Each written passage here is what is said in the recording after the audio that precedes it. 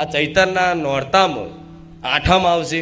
એ આઠમના દિવસે દરેક ભાવિક ભક્તોને કહીશ કે ગમે તેવો બહાર જવાનું હોય, ગમે ત્યાં જવાનું હોય, પણ આઠમના દિવસે દરેક ભાવિક ભક્તો પોતાના ઘેર જે જગ્યા પર રહેતા હોય, એ જગ્યા કોઈનો મઢ હોય, મંદિર હોય તો બરોબર છે, નહીં તો જે જગ્યા પર રહેતા હોય એ જગ્યાએ આઠમનું નિવેદ પોતાના ભાવથી, શ્રદ્ધાથી તમે જાતે તમારા પરિવાર સહિત તમારા ઘેર કરજો. તમારી કુળદેવી આવશે જમવા.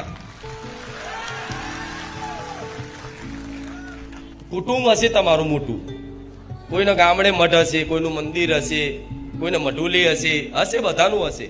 કુટુંબમાં ભેગા થઈને નિવેદ કરો, બરોબર છે. વ્યવહારમાં ઊભું રહેવાનું, નિવેદમાં જવાનું, બધુંય. પણ તમારે શ્રદ્ધા શું રાખવાની? આ બારેજા ધામ આવનારા તમામ ભક્તોના શીખ હાલું છું, મારા બીજાથી કોઈ મતલબ નહીં. તમારે શ્રદ્ધા શું રાખવાની કે ભલે ગામડે મઠ રહ્યો પણ મારી માતા, મારી ચામુંડા, મારી મહાકાળી મારા ઘેર છે.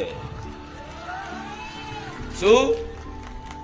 ભલે ગામડે મઠ રહ્યો, ગામડે જવાનું, નિવેદમાં ઊભું રહેવાનું, વ્યવહારમાં ઊભું રહેવાનું, બધુંય.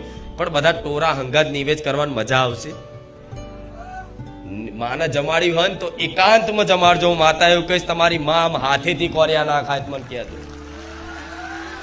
એકાંત મતલબ ખાલી તમારું પરિવાર, બસ તમારું પરિવાર, જેને તમને ભાવ મળે છે, જ્યાં જે એકબીજા હળી મળીને રહશો, એ પરિવાર સહિત મતલબ બેસો મઠમાં અને કહેશો કે માં અમે આજે નિવેદ ભલે ગામડે કરે છે પણ માં કાલે આઠમ છે તો આજે સાતમના દિવસ તને જમાડી દઈએ. એટલે માં હું તને પહેલા હું એકલો તને જમાડું, હું એકલી તને જમાડું છું માં.